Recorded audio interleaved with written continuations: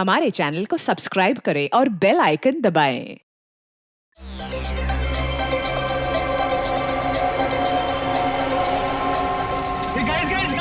Guys हम लोग कितना खुशनसीब है कि अब से कुछ ही देर में हम लोग वीडियो शावर देखेंगे और वो भी एकदम लाइव। ऐसा पहली बार हो रहा है गाइस, लाइफ में ऐसा नजारा दोबारा देखने को नहीं मिलेगा। ये देखो, अमेरिका में भी शुरू हो गया वीडियो शावर। अरे अब इंग्लैंड के आसमान में भी दिखाई दे रहा है। अगला नंबर हमारे देश इंडिया का है दोस्तों। तैयार हो जाओ आसमान में प्रकृति की आतिशबाजी देखने के लिए। वो देखो शुरू हो गया।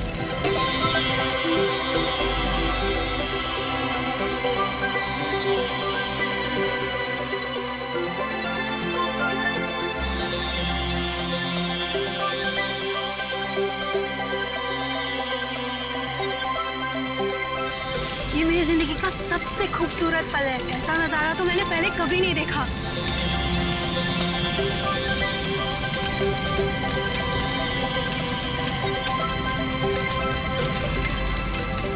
हे गाइस, वो देखो आसमान से शायद कुछ गिर रहा है। ये कहीं किसी मीटियोर का हिस्सा तो नहीं है? वो देखो वहां गिरा, चलो देखते हैं। ये ना!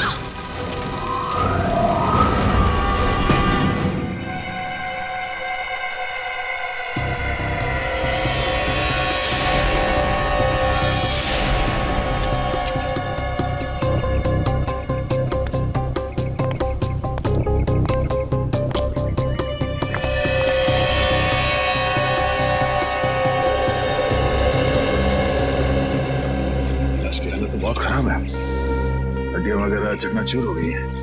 हाँ सर, लेकिन ऐसा तो तभी हो सकता है जब कोई काफी ऊंचाई से गिरा हो। लेकिन सर यहाँ कोई बिल्डिंग तो है नहीं, चारों तरफ खुला मैदान ही है। लाश आसमान से गिरी है, वरना इसकी इतनी बुरी हालत नहीं होती।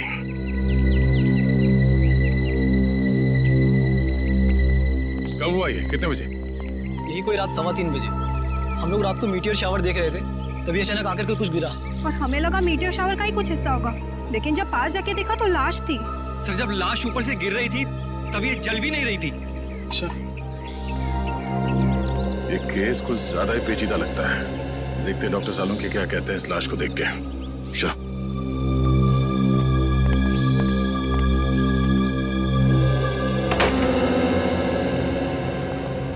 अरे साउंड कैसा, कुछ पता चला? हाँ, फिलहाल तो इस आदमी की उम्र पता चली है, और वो भी डॉक्टर तारिका ने ही पता किया होगा।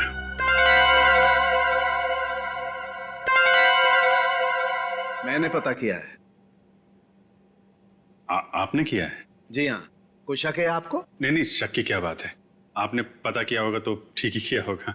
वैसे क्या क्या पता क्या किया आपने? पता ये किया कि इस आदमी की उम्र 120 साल है। क्या 120 साल का बुजुर्ग आदमी इतनी ऊंचाई से गिर के मर गया? क्यों? कहीं लिखा हुआ है कि 120 साल का आदमी ऊंचाई से नहीं गिर सकता? आप लोगों से कुछ गलती तो नहीं होगी? आप एक काम कीजिए, तारिका जी से कंफर्म कर लीजिए। बताओ भाई ने। हाँ अभिजीत, इनके एक्सरे स्कैन्स देख लो। देखो, ये देखिए, इनकी हड्डियां काफी कमजोर हो चुकी थी, जैसे कि उम्र के साथ साथ होता है। और टिश्यूज को हुए नुकसान को देखकर हमने अंदाजा लगाया कि इनकी उम्र तकरीबन 120 साल के आसपास रही होगी। अच्छा, वैसे कितनी ऊंचाई से गिरे होंगे ये? फिलहाल ये बता पाना मुश्किल है। सर हो सकता है इस आदमी को किसी हवाई जहाज से फेंका गया हो। सर वो केस याद है ना आपको, जब एक लाश को हेलीकॉप्टर से फेंका गया था?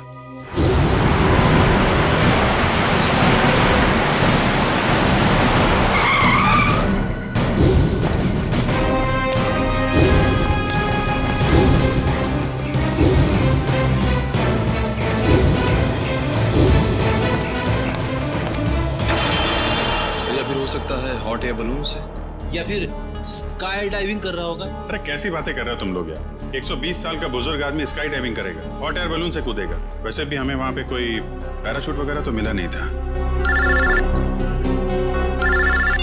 हेलो, जली हुई चीज समुद्र में गिरी है, लाश के पास वाले इलाके में? ठीक है पहुंचते हैं हम।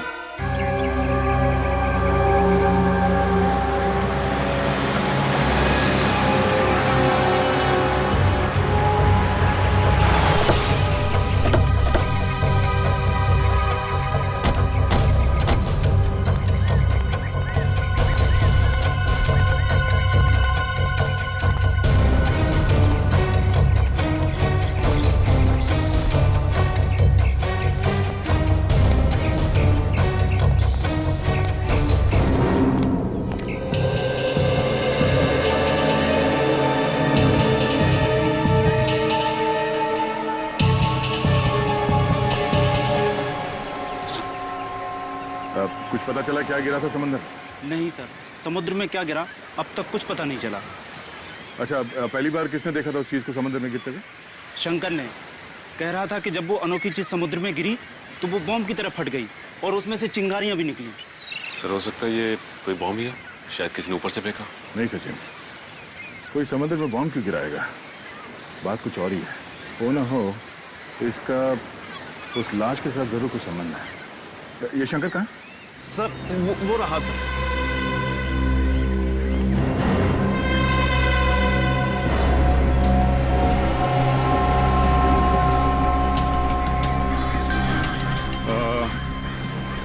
तुम शंकर हो? जी मैं शंकर। हम लोग सीआईडी से हैं। एग्जैक्टली हुआ क्या था? सर करीब रात के 3 बज रहे थे। मेरी बीवी जोर जोर से खर्राटे भर रही थी, इसलिए मुझे नींद नहीं आ रही थी। क्या आपकी वाइफ भी खर्राटे मारती है? रेडी, अब अपनी वाइफ की बातें शुरू मत कर देना। हाँ, क्या कह रहे थे आप? नींद ना आ पाने की वजह से मैं कुछ देर बाहर टहलने निकल आया। तभी अचानक मैंने देखा कोई बड़ी सी चीज जोर से छपाक करके समुद्र में गिरी। एक बहुत तेज रोशनी हुई, जैसे किसी ने आग का गोला दरिया में फेंक दिया। सर हो सकता है कि अंतरिक्ष से कोई उड़न तश्तरी गिरी होगी समुद्र में, और वो 120 साल का आदमी वो भी उड़न तश्तरी से ही गिरा होगा, फ्लाइंग सॉसर से। रेडी, मैंने तुमसे क्या कहा अभी? थोड़ी देर के लिए मौन व्रत रखो, समझे? सॉरी। जी कहिए। मैं समुद्र के नजदीक आया, ये जानने के आखिर हुआ क्या है। तभी दूर एक आदमी की परछाई दिखाई दी। आदमी की परछाई? तुमने उसका चेहरा देखा? नहीं साहब, अंधेरा बहुत था, सिर्फ परछाई दिखी। वो आदमी समुद्र से निकला और वहां उस तरफ चलकर जाने लगा। फिर क्या हुआ? मैं उस आदमी का पीछा करने लगा क्योंकि मुझे शक था, पर वो आदमी वहां सड़क पर चलकर एक कार में बैठ गया और चला गया। कार का नंबर देखा है तुमने? नहीं साहब, नंबर तो नहीं देखा, लेकिन हाँ वो सिल्वर कलर की बैक्स्टर गाड़ी थी। उसने गाड़ी चाबी से खोली या? नहीं साहब, वो कार उसकी नहीं थी, क्योंकि उसने बहुत तिगड़म करके कार का दरवाजा खोला था। सर फिर तो कार चोरी की होगी। अब ये पता करना पड़ेगा कि शहर में कितनी सिल्वर रंग की बैक्स्टर कार है जो चोरी हुई है और उनके नंबर्स क्या क्या हैं। सर स्पेक्ट्रोमीटर टेस्ट की रिपोर्ट आ गई है। देखिए मुझे लाश के कपड़ों में से क्या मिला है। क्या मिला है?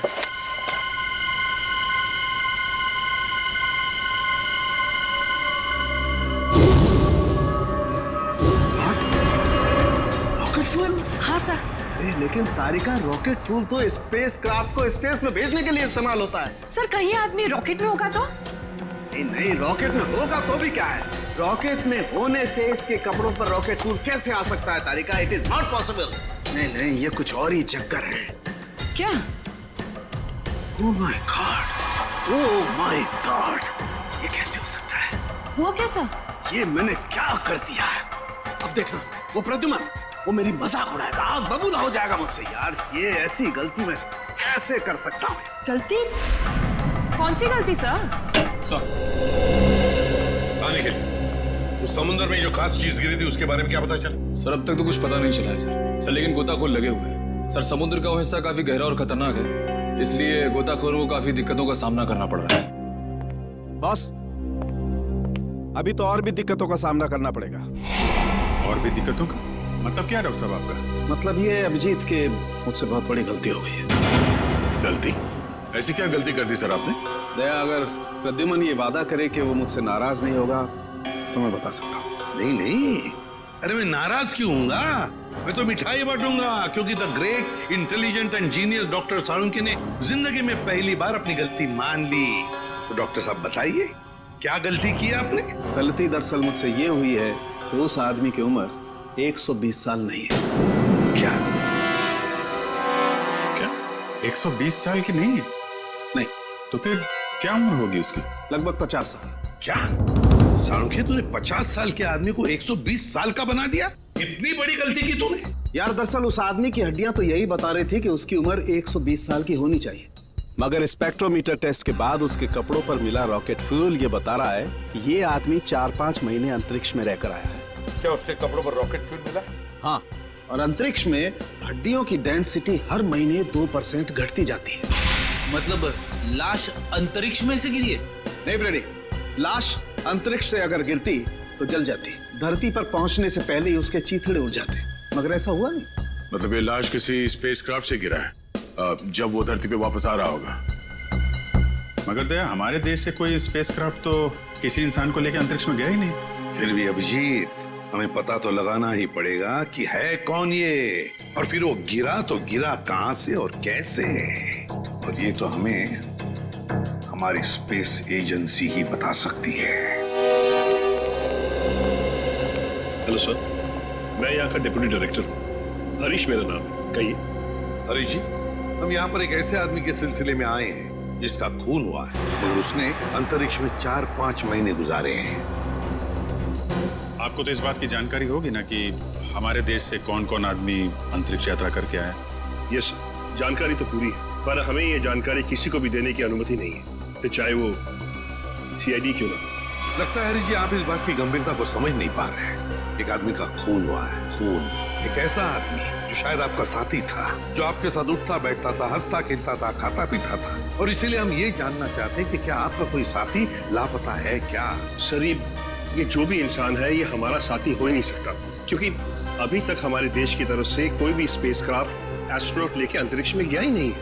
हो सकता है कोई चोरी छुपे गया हो अंतरिक्ष में। नहीं सर, स्पेस को इतनी साधारण जगह नहीं है, हमारी जानकारी के बिना वहां जाना असंभव है, इम्पॉसिबल। अच्छा, आपके स्टाफ में से ऐसा कोई आदमी है जो आज काम पे नहीं आया? सर, विशाल सर काम पे नहीं आए हैं। विशाल काम पर नहीं आया? अच्छा, क्या विशाल कभी अंतरिक्ष में गया था?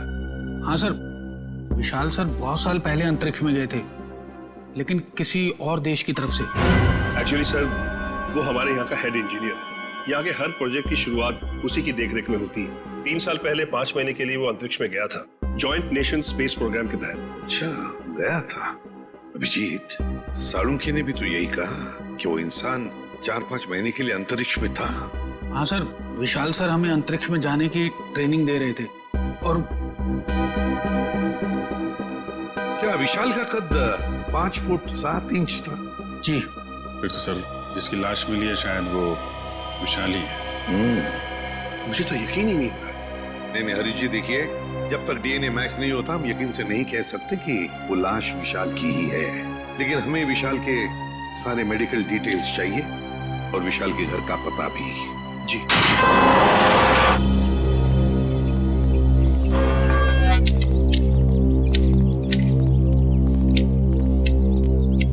सुनिए,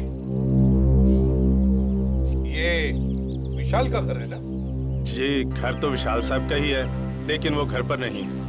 हाँ, वो तो पता है हमें, लेकिन क्या विशाल जी के कोई घर वाले या परिवार वाले, कोई दोस्त वगैरह आसपास रहते हैं क्या? जी, विशाल साहब की पत्नी अदिति मेम साहब तीर्थ गई है। आप लोग? हम लोग सीआईडी से। सीआईडी? जी। कहिए, क्या बात है? आप कौन है? आपका नाम क्या है? जी, मेरा नाम बिरजू है। अच्छा, देखो बिरजू, हमें एक लाश मिली है। लाश? और हमें शक है कि वो लाश विशाल जी की है। ये कैसे हो सकता है? विशाल साहब नहीं मर सकते। देखिए, आप संभालिए अपने आप को। फिलहाल हमें सिर्फ शक है कि ये लाश विशाल जी की है। हो सकता है कि ये लाश किसी और की हो। भगवान करे वो लाश विशाल साहब की ना हो। वैसे आखिरी बार कब देखा था तुमने विशाल जी को? कब मिले थे उन्हें? कल सुबह जब मैं काम पर आया था तो विशाल साहब ने मेरी बाहर से ही छुट्टी कर दी थी। घर के बाहर से ही छुट्टी दी? क्यों, किस लिए? जी पता नहीं, ऐसा पहले कभी नहीं हुआ है। मैंने विशाल जी से कहा कि मैं घर की सफाई कर देता हूँ, झाड़ू पोछा कर देता हूँ, मैं फिर चला जाता हूँ, लेकिन उन्होंने मुझे घर में घुसने ही नहीं दिया। आपको उन्होंने घर में घुसने नहीं दिया? जी हाँ, उनका बर्ताव बड़ा अजीब सा था। जब उन्होंने अदिति मेम साहब के तीर्थ पर जाने की बात कही तो मुझे बड़ा अजीब सा लगा, मुझे यकीन ही नहीं हुआ। लेकिन क्यों? क्योंकि अदिति मैडम इस तरह अचानक कहीं नहीं जाती। अगर वो शहर से बाहर कहीं जाती भी हैं, तो महीनों पहले वो अपनी तैयारी पूरी कर लेती है। अच्छा, साहब ने तुम्हें घर के अंदर आने से मना कर दिया। वैसे बिरजू, हम घर के अंदर देखना चाहते हैं। तुम्हारे पास घर की चाबी तो होगी? जी हाँ। हम ये देखना चाहते हैं ऐसी क्या वजह थी जो साहब ने तुम्हें घर के अंदर आने से मना कर दिया। जी अभी खोलता हूँ।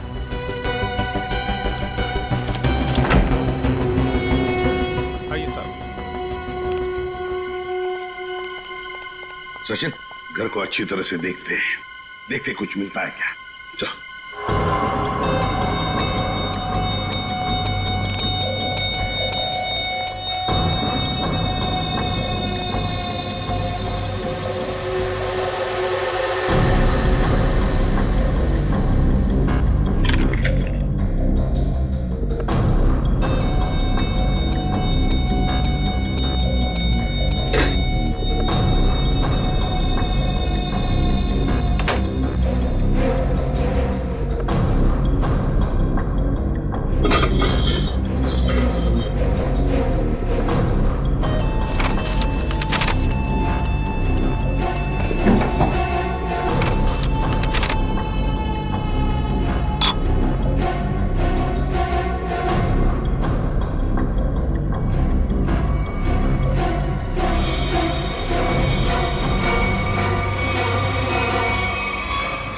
कागज के टुकड़े पर कुछ हल्का हल्का सा लिखा हुआ है।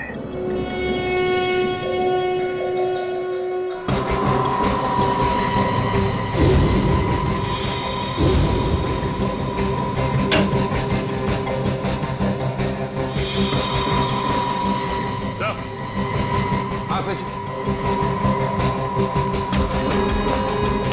ये देखिए सर, जूतों के निशान वो इस खिड़की से इस घर के अंदर आया है।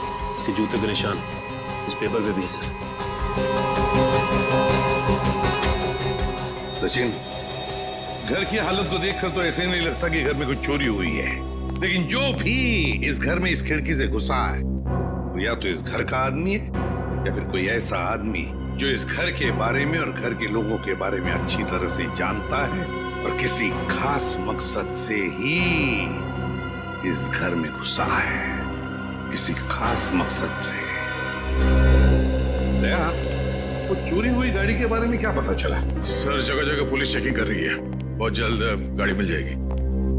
साळुंखे, तू यहाँ क्या कर रहा है? वो लगता है फिर से गलती करके आ गया ये। यार प्रद्युमन, तुम कभी सुधरोगे नहीं क्या यार? अरे यार नहीं, कोई मजाक नहीं, ठीक है। आगे से तुम किसी ऐसे इंसान से काम कराओ जिसने अपनी जिंदगी में कभी कोई गलती नहीं की। मैं जा रहा हूँ, बाय। अरे सर, डॉक्टर तारिका। क्या? मेरे कहने का मतलब है सर कि तारिका जी अकेली पड़ जाएंगी अगर आप चले गए तो। अच्छा, तो मतलब आपको तारिका जी की फिक्र है, सालुके की फिक्र नहीं है ना? ठीक है, तो मैं जा रहा हूँ, ठीक है, बाय। यार लेकिन जो बात बताने के लिए आया था वो तो बता के जा। वो आप इनकी डॉक्टर तारिका जी से पूछ लीजिएगा। मैं जा रहा हूँ, बाय। अच्छा ठीक है, बाय। 1 मिनट में वापस आ जाएगा। हाँ दया, देखा? देखो दया, मैं ना सिर्फ और सिर्फ तुम्हारी वजह से वापस आया हूँ। हाँ, क्योंकि मैं जानता हूँ एक सिर्फ तुम हो जो मुझे अच्छी तरह से समझते हो, ताकि ये लोग तो मेरी नौकरी छीनने पर लगे हुए हैं। सर वो मैं नहीं, कुछ कहने की जरूरत नहीं है, मैं तुम्हें बहुत अच्छी तरह से समझता हूँ। वैसे समझता मैं इन लोगों को भी बहुत अच्छी तरह से हूँ। वैसे दया, जो बात तुझे बताने के लिए आया था जरा पूछ ले, क्या बात है? अब सर देखो दया, जो लाश आप लोगों को मिली थी ना, उसका डीएनए मैच हो गया है और वो लाश विशाल की है। क्या? विशाल की है? मतलब हमारा शख्स सही निकला? बिल्कुल। और जो जूतों के निशान आपको विशाल के घर से मिले थे, वो किसी ऐसे आदमी के जो एक पांव से लंगड़ा के चलता है। ये कैसे पता चला सालुंखे से? देखो, जब कोई इंसान लंगड़ा के चलता है तो उसका एक पैर पर वजन ज्यादा होता है और दूसरे पैर पर वजन कम होता है, और इसीलिए दोनों पैरों का अलग अलग निशान पड़ता है। वाह सालुंखे साहब, वाह, बड़ा तगड़ा ऑब्जर्वेशन है आपका। Thank you. समझ था क्या है? वैसे साळुंखे यार, वो कागज के टुकड़े जो मिले थे विशाल के घर से, उन पर कुछ लिखा हुआ था, वो क्या है?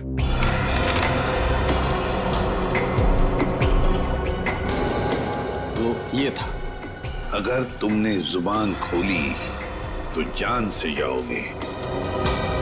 विशाल को धमकी? लगता है विशाल कोई राज जान गया था सर, और इस राज की कीमत उसे अपनी जान गंवा के देनी पड़ी। सर खूनी जरूर इस स्पेस एजेंसी का ही कोई होगा सर, या फिर आसपास का कोई होगा, वरना स्पेसक्राफ्ट या हवाई जहाज से उसे नीचे फेंकना मुश्किल है सर। बिल्कुल वैसे ही हुआ होगा। बॉस, अभी सालुके के सुरागों की पोटली खाली नहीं हुई है। और भी कुछ बाकी है क्या? हाँ, एक ऐसी चीज जो आपको खूनी के एकदम नजदीक तक ले जाएगी। तो बताइए ना डॉक्टर साहब। देखो दया, इन लेटर्स को गौर से देखो। इस आदमी ने ये लेटर्स कैपिटल में लिखे हैं ताकि अपनी हैंडराइटिंग को छुपा सके, लेकिन इनको जरा गौर से देखो, ये लेटर्स कहीं कहीं पर हिले हुए हैं, कमजोर है। मुझे लगता है इस आदमी का हाथ कांपता था जब ये लिखता था। कमाल है सर, धमकी भरा खत लिखता है और लिखते वक्त हाथ भी कांपता है। डर की वजह से? बिल्कुल सही फ्रेडी, डर की वजह से ही।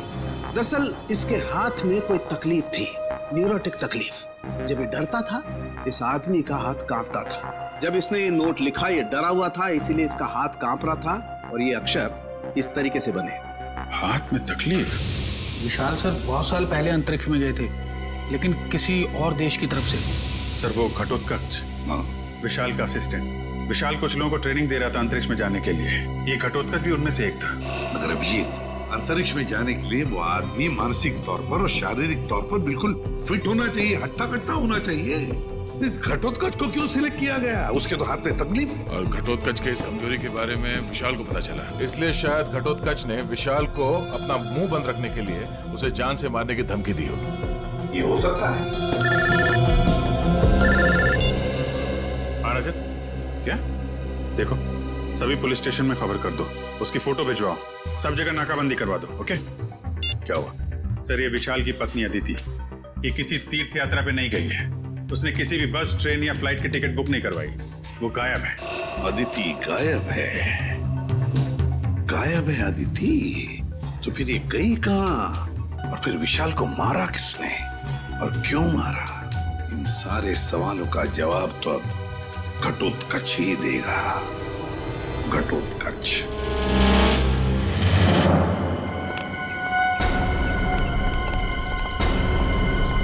सर, ये रहा घटोत्कच का घर सर।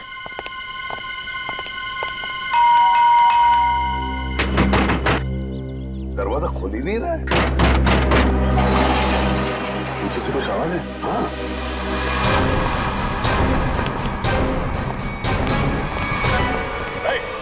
पकड़ो उसे।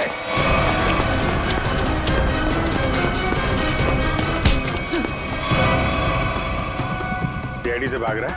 कहाँ भाग रहा है? मुझे छोड़ दीजिए सर, मैंने कुछ नहीं किया सर। कुछ नहीं किया तो भाग क्यों रहा था? मैं जानता था सर कि आप लोग मुझ पे शक करेंगे। आप लोग मुझ पे शक करेंगे? शक नहीं करेंगे तो क्या पूजा करेंगे? हाँ? तुमने विशाल को चिट्ठी भेजी थी ना, धमकी भरी। अगर तुमने अपना मुंह खोला तो जान से जाओगे। भेजी थी या नहीं? बोल। हाँ सर, वो खत मैंने लिखा था सर, लेकिन वो मेरी भूल थी जो मैंने गुस्से में की थी सर। मैंने विशाल सर को नहीं मारा था। ऐसी कहानी हम लोग बहुत सुन चुके हैं, समझे? मैं सच कर रहा हूँ सर, मैं तो 3 दिन पहले विशाल जी के घर पे गया था उनसे माफी मांगने के लिए। तुम यहाँ पर क्यों आए हो? देखिए विशाल जी, मैं आपसे अपनी उस चिट्ठी के लिए माफी मांगने के लिए आया। उस वक्त मैं शराब के नशे में था और शराब के नशे में ही अक्सर सच्ची बात जुबान पर आ ही जाती है। देखिए, आप ऐसा मत कहिए। आप न सिर्फ मेरे दोस्त हैं बल्कि मेरे मार्गदर्शक भी हैं। अगर आपने मुझे माफ ना किया तो मैं अपनी नजरों में ही गिर जाऊंगा। ठीक है, मैंने तुम्हें माफ किया। देखिए, आप कुछ परेशान नजर आ रहे हैं। परेशान? नहीं, मुझे काहे की परेशानी है?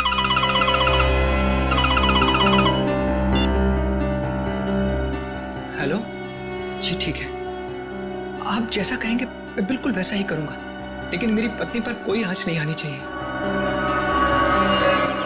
अदिति किडनैप हो गई और फिर किडनैपर अदिति को कोई नुकसान ना पहुंचाए, इसलिए विशाल ने ऐसी कहानी बनाई कि अदिति तीर्थ यात्रा पर चली गई। दया का फोन आ गया। अच्छा, चोरी की गई गाड़ी का पता चल गया? एक्सीलेंट।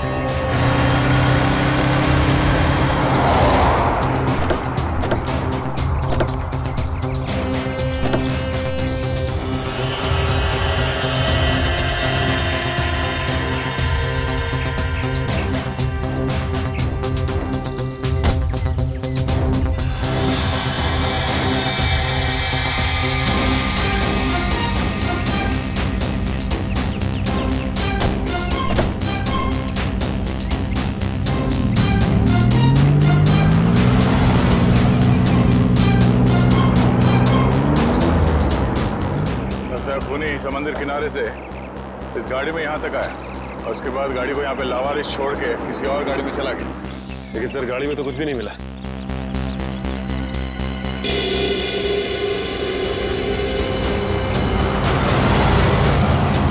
ये देखो, सीसीटीवी कैमरा लगा हुआ है इस ट्रैफिक पोस्ट पे। जरूर उस खूनी का चेहरा इस कैमरे कैद हो गया होगा। इसके लिए काम करो, आरटीओ को कांटेक्ट करो और इस कैमरे की फुटेज ले लो। सर, हेलो, क्या अदिति मिल गई? कौन सा हॉस्पिटल में है? हेलो सर, मैं इंस्पेक्टर प्रशांत। हाँ, मैंने ही आपको फोन किया। अच्छा, अदिति की तबीयत कैसी है? सर, उन्हें गोली लगी थी। गोली लगी थी? जी हाँ, उनका ऑपरेशन हुआ है, अब वो खतरे से बाहर है। लेकिन ये आदिति मिली कहाँ तुम लोग को? सर हम लोग पेट्रोल पे थे। Hello control room. Yes sir, यहाँ सब कुछ ठीक है सर, ओवर। अरे राघव, वो देखो किसी औरत को जबरदस्ती ले जाया जा रहा है। कहीं अदिति तो नहीं जिसकी फोटो सीआईडी ने भेजी थी हर जगह ढूंढने के लिए? हो सकता है। चलो देखते हैं। पीछा करो उसका। चलो जल्दी। एक काम करो, सारे बंदे रखो ताकि उन्हें पता नहीं चले कि हम लोग उनका पीछा कर रहे हैं। बोरे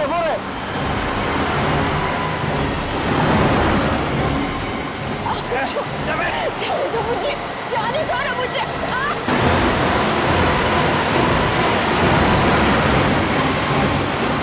कैसे भी पकड़ना है उन लोगों को, पीछा करो जल्दी।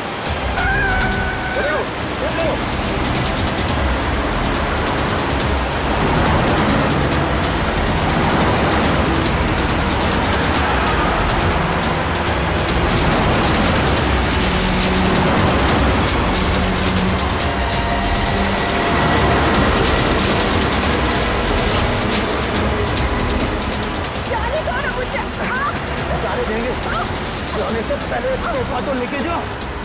ऐसा तो दिखाता हूँ मैं तोहफा। ये रहा तोहफा। ले जाओ।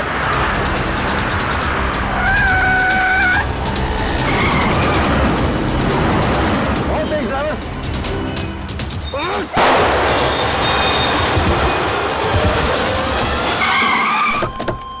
चलो जल्दी, चलो।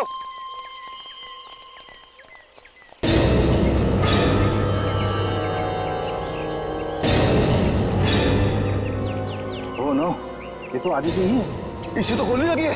चलो जल्दी से हॉस्पिटल लेके चलते हैं। चलो चलो। उस कार को हमने रोकने की बहुत कोशिश की सर, मगर हमारा ज्यादा ध्यान अदिति जी की तरफ था, इसलिए वो लोग हमारे हाथ से निकल गए। तुम लोगों ने बिल्कुल सही किया। गाड़ी का नंबर तो नोट किया होगा? नहीं सर, उस गाड़ी की नंबर प्लेट पे मिट्टी लगी हुई थी सर, इसलिए हम लोग आधा ही नंबर देख पाए। Good job. Thank you. हम लोग आदिति से मिलते हैं। जी सर।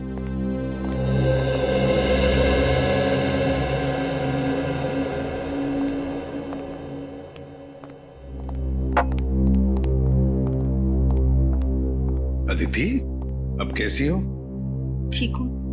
आप कौन? मैं एसीपी प्रद्युमन, सीआईडी से। सीआईडी से? मेरे पति कहाँ हैं? बहुत जल्दी आ जाएंगे। बस एक बात बताओ, ये सब कैसे हुआ तुम्हारे साथ? 2 दिन पहले जब मैं सब्जी मंडी से घर लौट रही थी, कुछ लोग मुझे अपने गाड़ी में डालकर साथ ले गए। उनमें से किसी का चेहरा देखा आपने? नहीं, उन्होंने अपने चेहरे पर मास्क डाल रखा था। ओह, मास्क पहन रखा था। वैसे कहाँ लेकर गए वो तुम्हें, कुछ बता सकती हो? पता नहीं, उन लोगों ने मुझे कुछ खिलाकर बेहोश कर दिया था। एक अंधेरे कमरे में रखा था और वो मुझे विशाल के काम के बारे में सवाल पूछ रहे थे। विशाल के काम के बारे में? तो तुमने क्या कहा? मैंने उन्हें कहा कि विशाल अपने काम के बारे में मुझसे कोई बातचीत नहीं करते, लेकिन उन्हें लगा कि मैं झूठ बोल रही हूँ। नहीं आदित्य, देखो अदिति, देखो जिन्होंने भी ये किया है ना तुम्हारे साथ, उनको हम कड़ी से कड़ी सजा दिलवाएंगे, ये मेरा वादा है। आप उन्हें मत छोड़िएगा। वो लोग देशद्रोही हैं। कुछ देर बाद उनका बॉस भी उसी कमरे में आया और उसने मुझसे कहा कि विशाल मुझसे ज्यादा अपने देश से प्यार करते हैं। मैंने उन्हें जवाब दिया कि मुझे गर्व है कि विशाल पहले एक अच्छे नागरिक है और फिर एक अच्छे पति। बिल्कुल सही कहा तुमने, बिल्कुल सही कहा। और सच कहूं, हमें भी तुम पर गर्व है, क्योंकि तुमने ये सब किया ना इसकी वजह से। अच्छा बताओ, क्या तुमने उस आदमी का चेहरा देखा? नहीं सर, उसने भी अपने चेहरे पे मास्क डाल रखा था, लेकिन हाँ, गुस्से में आकर मैंने उस पर झपटकर हमला किया था। अच्छा? उसकी गर्दन पर खरोच आ गई थी। उस आदमी के गर्दन पर खरोच आई थी?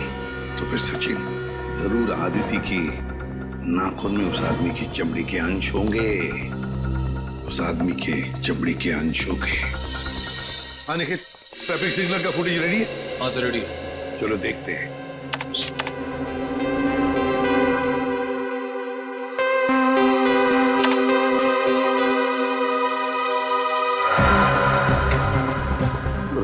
फुटेज है, समझ में नहीं आ रहा है। दिन का फुटेज दिखाओ।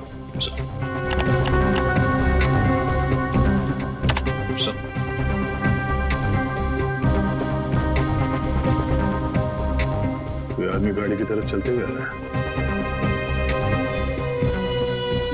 पॉज करो, रिवाइंड करो और फिर से प्ले करो।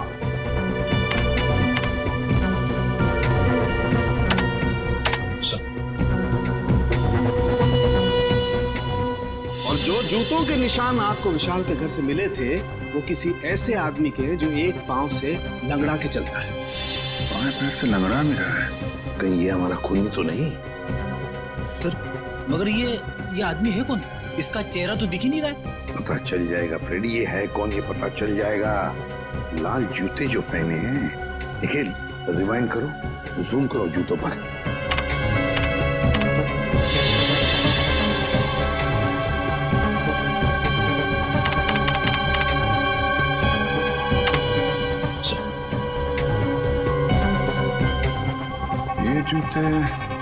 ये जूते मैंने कहीं देखे हैं सर। देखे? कहां पर? किसके पैरों में? सर आज विशाल सर नहीं आए। समीर, विशाल का असिस्टेंट सर, और वो लंगड़ा के भी चल रहा था। विशाल का असिस्टेंट समीर। अरे दरवाजा तो खुला ही है। माय गॉड, खून! चक्कर ना रहना, लगता है किसी को घसीट के ले जाया गया है यहां से उस तरफ।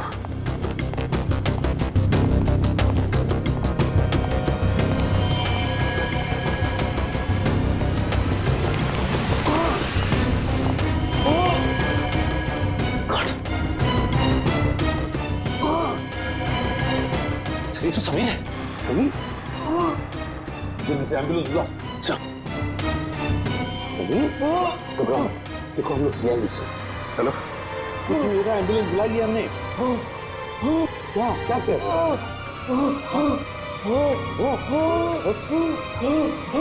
क्या बताओ? बताओ। Sameer? Sameer? Okay, thank you. Ambulance आ रही है सर। समीर तुम को गया। माय गॉड, सर हम तो सोच रहे थे कि ये समीर ही गुनहगार है, लेकिन यहाँ तो समीर का ही किसने खून कर दिया। वही तो, इस शतरंज के खेल का असली खिलाड़ी तो कोई और ही है, कोई और ही है। समीर के घर में से जो डॉक्यूमेंट्स मिले उससे पता चलता है कि समीर विशाल के लिए काम करता था, जासूस था वो विशाल का। दुनिया के सामने समीर विशाल का असिस्टेंट और असली काम जासूसी। एग्जैक्टली। और जब विशाल को पता चला कि स्पेस एजेंसी में कोई गद्दार है जो वहां की खुफिया इंफॉर्मेशन बाहर भेज रहा है, तो बस उसका पर्दाफाश करने के लिए उसने समीर को रख लिया काम पर, जासूस बनाकर। और इसीलिए समीर ने भी हमें कुछ नहीं बताया, क्योंकि विशाल ने उसे ऐसा करने से मना कर दिया था। हाँ, दया जब विशाल का खून हुआ तब शायद समीर तहकीकात करने के लिए विशाल के घर गया। पर जैसे ही खूनी को लगा कि समीर उस तक पहुंचने वाला है, उसने समीर का भी खून कर दिया। बॉस, अदिति के नाखूनों में चमड़ी के अंश मिले? हाँ मिले ना, उसके नाखूनों में चमड़ी के अंश मिले। तो जब मैं आप लोगों को बताऊंगा कि उस चमड़ी का डीएनए किसका था, आप लोग दंग रह जाएंगे। डॉक्टर साहब, रियलिटी शो के विनर का नाम अनाउंस करने जैसा सस्पेंस मत बढ़ाइए, नाम बताइए ना प्लीज। बॉस, उस आदमी का नाम है deputy director Harish. Hello sir, मैं यहाँ का डिप्टी डायरेक्टर हरीश मेरा नाम है। क्या? Deputy director Harish? तभी तो समीर मरते वक्त हाँ हाँ हाँ ऐसे कर रहा था। क्या क्या कह समीर कहना चाहता था हरीश, वो हरीश का नाम लेना चाहता था। Deputy director Harish, space agency का deputy director Harish. Excuse me sir, आप लोग यहाँ? जरा हरीश जी को बुलाइए। कहाँ है वो? सर वो तो कुछ ही घंटे पहले चले गए। चले गए? कहाँ गए, कुछ पता है आपको? नहीं सर, वो बड़ी जल्दी में थे, इसलिए बिना कुछ बताए निकल गए। कोई बात नहीं, हम पता लगा लेंगे। उनके गाड़ी का नंबर दीजिए। जी। हेलो हाँ बोल रहा हूँ। कहाँ पे? एमआई इलाके में? ठीक है, ओके सर। हरीश की गाड़ी एमआई इलाके में देखी गई है सर। एमआई इलाके में? हाँ सर। ये जरा नक्शे में चेक करो, एमआई इलाके में हरीश कहाँ जा सकता है? सर एमआई इलाके के आगे तो बॉर्डर है, हमारे राज्य की सीमा, और ये बॉर्डर एमआई इलाके से 15 किलोमीटर दूर है। तो ये उड़ान भर के हरीश अपना घोंसला कहीं और बनाना चाहता है। और सर उड़ान भरने के लिए पास में ही एक रनवे और एयरफील्ड भी है। फिर तो सर ये शहर से नहीं, देश से बाहर निकलने का प्लान बना रहा होगा। तो चलो इसके प्लान का आज क्लाइमैक्स करते हैं।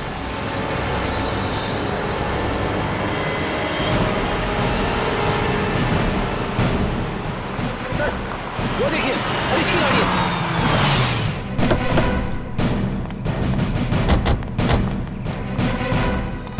सर गाड़ी तो खाली है सर, तो लगता है भाग गया है हरीश। लगता है वो एयरफील्ड की तरफ गया है। चलो देखो।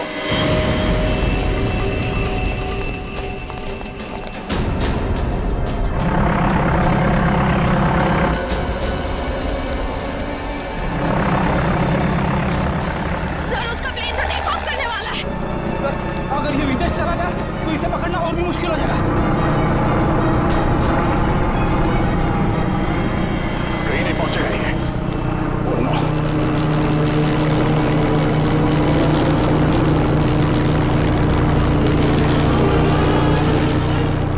सर हम कंट्रोल टावर से पता कर सकते हैं कि ये प्लेन किस दिशा में और कौन से देश की तरफ गया है।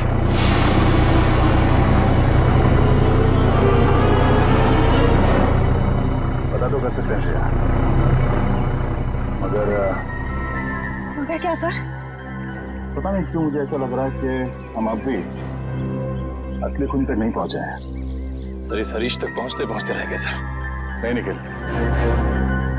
असली खूनी ये हरीश नहीं है। हरीश नहीं है तो फिर कौन है सर? अब मेरी समझ में आ रहा है ये सब किसका किया धरा है। तुम लोगों को अपने बुरे कर्मों की सजा जरूर मिलेगी। सारा गुनाह तुम लोगों ने किया और इल्जाम मेरे मत्थे मर दिया। बात तो तेरी ठीक है, मगर सीआईडी कभी पता नहीं कर पाएगी कि असली मुजरिम कौन है, क्योंकि हमने तुम्हारे बैंक अकाउंट में पूरे 15 करोड़ रुपए डलवाए। 15 करोड़ रुपए? हाँ 15 करोड़ रुपए, जिससे उनको लगेगा कि तुमने अपने जमीर का सौदा कर दिया है 15 करोड़ रुपयों के लिए, और अब देशद्रोही बन गए। शर्म आनी चाहिए तुम लोगों को। शर्म तो हमें आने से रही, अब तू एक अच्छे बच्चे की तरह उस नए मिशन की पूरी जानकारी हमें दे दे। चल। नहीं, कभी नहीं। मैं रुपयों के लिए अपने देश को कभी नहीं बेचूंगा, कभी नहीं।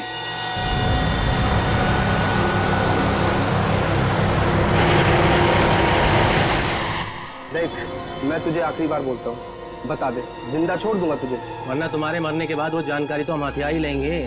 एक गद्दार की जिंदगी जीने से एक देशभक्त की मौत मरना मुझे ज्यादा गंवारा है, समझे तुम लोग? हाँ, मगर अफसोस, कानून और देशवासियों की नजरों में तू हमेशा एक गद्दारी कहलाएगा। नहीं रहेगा। कोई अपनी जगह से नहीं लेगा। जा नीचे, हाथ खोलो, उठ। बस।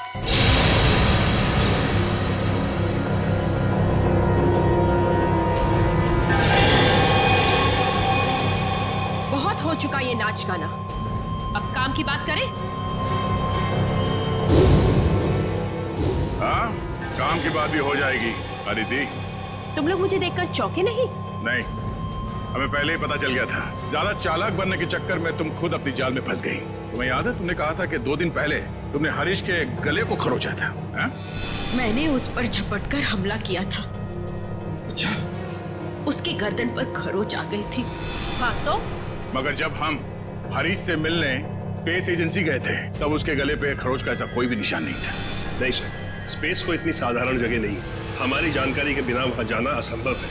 और हमसे मिलने के बाद हरीश के गले पे खरोच का निशान बनाया गया ताकि तुम हमें गुमराह कर सको। सर इन लोगों को बिल्कुल मत छोड़ना। इन लोगों के पास देश की एक ऐसी खुफिया जानकारी है जो ये अरबों रुपए में दुश्मन को बेचना चाहते हैं।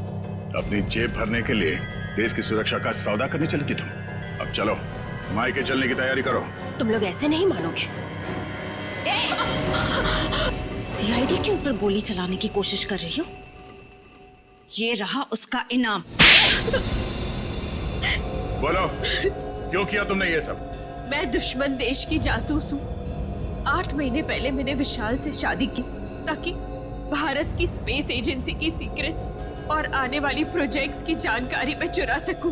मगर तुम्हारे पति विशाल को तुम्हारी हरकतों और हाव भाव पे शक हुआ और इसीलिए उसने तुम्हारे पीछे जासूस लगा दिए। विशाल को सिर्फ इतना ही शक था कि स्पेस एजेंसी में कोई गद्दार है, लेकिन वो ये नहीं जानता था कि गद्दार खुद उसकी पत्नी ही है। जब तुम्हें ये जासूसी वाली बात पता चली तो तुमने उस जासूस समीर को मार दिया और अपने आप को अगवा करने का प्लान बना लिया। क्योंकि मुझे लगा था कि मुझे छुड़वाने के लिए विशाल उन अगवा करने वाले लोगों को वो खुफिया जानकारी दे देगा, लेकिन शायद विशाल को मुझसे ज्यादा देश से प्रेम था, इसलिए विशाल ने उन्हें गलत इन्फॉर्मेशन दी और मुझे छुड़वा लिया। और तुम्हें इस बात का गुस्सा आया और तुमने विशाल को प्लेन से नीचे धक्का दे दिया। हाँ, मैंने प्लेन क्रैश करवाया था और खुद पैराशूट से नीचे आ गई। और फिर तुमने मुझे फंसाने का प्लान बनाया क्योंकि मैं चाहती थी कि विशाल के खून का और इस सारी गद्दारी का इल्जाम तुम्हारे सर पर आ जाए। मगर तुमने कभी ये नहीं सोचा कि सीआईडी कभी ना कभी सच का पता लगा ही लेगी। तुम इस देश को बर्बाद करना चाहती थी, अब इस देश की खातिरदारी भी देख लो। फांसी के लिए तैयार हो जाओ तुम।